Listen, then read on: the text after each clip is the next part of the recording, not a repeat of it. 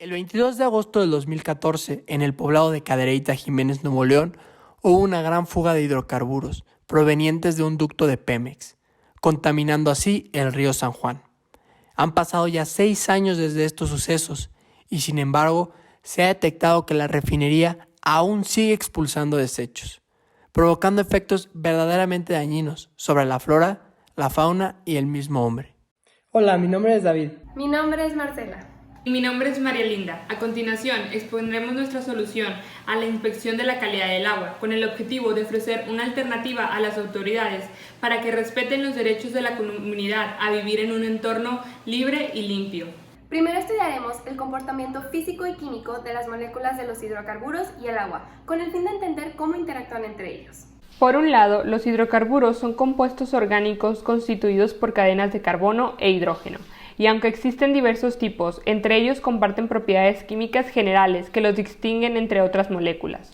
Para explicarlas utilizaremos dos ejemplos diferentes: el metano, el cual es un hidrocarburo saturado del que derivan muchos de los hidrocarburos presentes en el petróleo, y el benceno, el cual es un hidrocarburo aromático, es decir, cíclico y con presencia de enlaces dobles. El carbono es un elemento no metálico del grupo 14, segundo periodo, con número atómico de 6, y obteniendo la configuración electrónica podemos notar que su capa de valencia es de 4 electrones en las órbitas S y P. Le faltan 4 electrones para completar la regla del octeto. El hidrógeno es un elemento gaseoso del grupo 1, primer periodo, con número atómico de 1, y obteniendo su configuración electrónica podemos notar que su capa de valencia es de 1 electrón en la órbita S, por lo que tiene disponible un electrón para compartir o transferir. Tomando en cuenta sus electronegatividades, al restarlas se tiene una diferencia menor a 1.8 e incluso muy cercana a 0, lo que hace que forme enlaces covalentes muy poco polares entre ellos. Por lo que al momento de formar moléculas como el metano o el benceno, sus electronegatividades se cancelan, desarrollándose en geometrías simétricas, lo que significa que la distancia entre sus átomos tienen ángulos iguales. Por ejemplo, el metano tiene una geometría tetraédrica y en el benceno cada carbono tiene una geometría trigonal plana. Por lo tanto, la polaridad de ambas moléculas se clasifica como de tipo no polar, provocando que solamente sean solubles en disolventes no polares y determinando que sus fuerzas de atracción entre sí son de tipo London o dispersión, las cuales son consideradas las más débiles. El agua resulta fascinante, pues es un compuesto que además de su alta abundancia en el planeta Tierra y su sustento a la vida, gracias a sus propiedades puede relacionarse de muchas maneras con otros compuestos. El agua está constituida por 2 átomos de hidrógeno y 1 de oxígeno. El oxígeno es un elemento no metálico gaseoso del grupo 15, segundo periodo, con número atómico de 8 y obteniendo su configuración electrónica podemos notar que su capa de valencia es de 6 electrones en las órbitas S y P y le faltan 2 electrones para completar la regla del octeto. Como previamente describimos el hidrógeno, tomando en cuenta sus electronegatividades, al restarlas, se tiene una diferencia menor a 1.8 pero lejana a 0, lo que hace que formen enlaces covalentes polares fuertes. Esto nos permite conocer que al momento de formar la molécula del agua, los 2 pares solitarios que le restan al oxígeno crean repulsiones que se desarrollan en una geometría asimétrica llamada angular o bien un tetraédrico deformado. Esto provoca que su polaridad se clasifique como de tipo polar, provocando que el agua sea un disolvente polar capaz de disolver únicamente compuestos polares, y determinando que sus fuerzas de atracción forman puentes de hidrógeno, en donde el oxígeno es el átomo electronegativo. Ahora bien, al momento de comparar el metano o benceno con el agua, es importante considerar, además de la polaridad, otras propiedades para entender la interacción entre sustancias. Si relacionamos el estado de agregación de cada sustancia con sus fuerzas intermoleculares, podemos darnos cuenta de cómo interactúan las moléculas, ya sea para mantenerse separadas sin movimiento o atraídas y compactas. Además, la viscosidad puede ser afectada dependiendo de su masa molar, fuerzas intermoleculares y la temperatura del ambiente.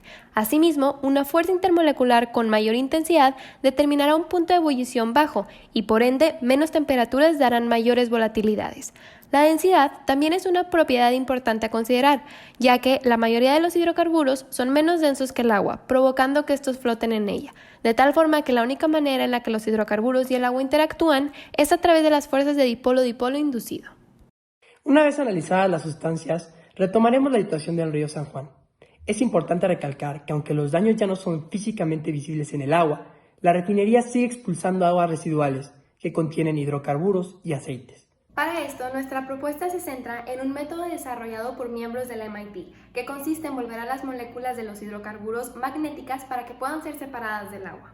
El proceso consiste en recolectar el agua en un contenedor de tamaño industrial e introducir las nanopartículas ferrosas a las moléculas de los hidrocarburos derramados en el agua, donde después estas utilizan surfactantes para lograr la emulsión de las moléculas de los hidrocarburos, rodeándolos y alineándose con sus extremos hidrófilos en dirección del agua, permitiendo que se mezclen y, aún más importante, hacen que los hidrocarburos adquieran propiedades de sustancias magnéticas. Después, con magnetos cilíndricos, es posible atraer a las moléculas de los hidrocarburos, pues las fuerzas magnéticas son mayores que la densidad, dejando el agua limpia. Finalmente, lo recolectado por los imanes se puede procesar utilizando tecnología avanzada para separar las nanopartículas de los hidrocarburos y reutilizarlos en las refinerías para su recuperación y aprovechamiento al máximo.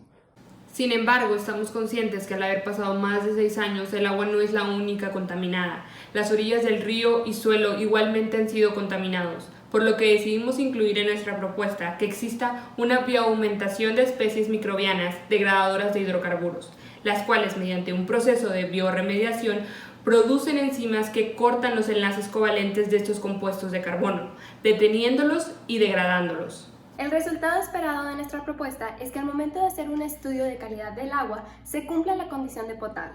Para esto se pueden evaluar aspectos físicos como la transparencia del color y la ausencia de olor y sabor, o aspectos químicos como un pH entre un rango de 6 a 9. O de acuerdo a la OMS, que existía un valor máximo de cantidad presentes de hidrocarburos como lo muestra la tabla. Además, la norma oficial mexicana dentro de la calidad del agua también establece un límite de 0.401 nanogramos de hidrocarburos totales del petróleo. Y bueno, ¿cuál es realmente el impacto de toxicidad de que existan los derrames? Para el consumo y contacto humano recae en una lista grande de síntomas y enfermedades que las personas pueden experimentar por consecuencia.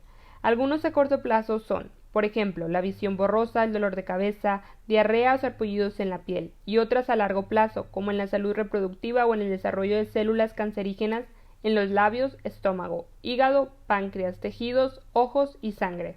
Para el consumo y contacto de la flora y fauna, el efecto principal recae en que el petróleo, al no poder mezclarse con el agua, forma una pantalla o capa en la superficie que reduce el contenido de oxígeno y luz en ella, creando un desequilibrio del ecosistema. La intoxicación de la biodiversidad tiene grandes repercusiones cuando se mide en tasa de mortalidad, pues ocasiona consecuencias en el proceso de la fotosíntesis de la flora y en las funciones fisiológicas y celulares de la fauna al momento de entrar en su sistema digestivo y respiratorio, así como en su fertilidad, reproducción, orden de cadena alimenticia y comportamiento. Todo esto también repercute en las actividades económicas de los ciudadanos en el área. Con el fin de hacer cumplir los derechos de los seres humanos del agua, distintos organismos internacionales como la ONU y la OEA han establecido regulaciones, declaraciones y resoluciones. Otro ejemplo es la Observación General 15, artículo 1 de la resolución aprobada por la Asamblea General de las Naciones Unidas en 2010, que establece que el agua es indispensable para una vida digna. Específicamente en México, la Constitución Política establece en el artículo 4, párrafo 5, el derecho que tenemos de vivir en un medio ambiente sano y desarrollarnos con bienestar, y asimismo, hace responsable a quien provoca el daño de este. También se especifican en la norma oficial mexicana los parámetros para tratar y transportar correctamente los hidrocarburos, con el fin de reducir el riesgo de contaminación en el agua. Finalmente, este video toma en cuenta las propiedades físicas y químicas de los hidrocarburos con el agua para explicar las consecuencias de los derrames de petróleo sobre el planeta Tierra, específicamente con lo ocurrido en el río San Juan en Santa Catarina. Asimismo, también aceptamos nuestra responsabilidad, aunque seamos solos estudiantes de ingeniería, para investigar y recomendar una propuesta basada en un método innovador y amigable con el ambiente. Debemos recordar que recibir agua de alta calidad es nuestro derecho, pero en las últimas décadas también se ha convertido en nuestra responsabilidad luchar por preservar ese derecho. Es por eso que consideramos de suma importancia mantenernos informados a través de fundamentos científicos, para entonces encontrar la mejor manera de conservar este planeta.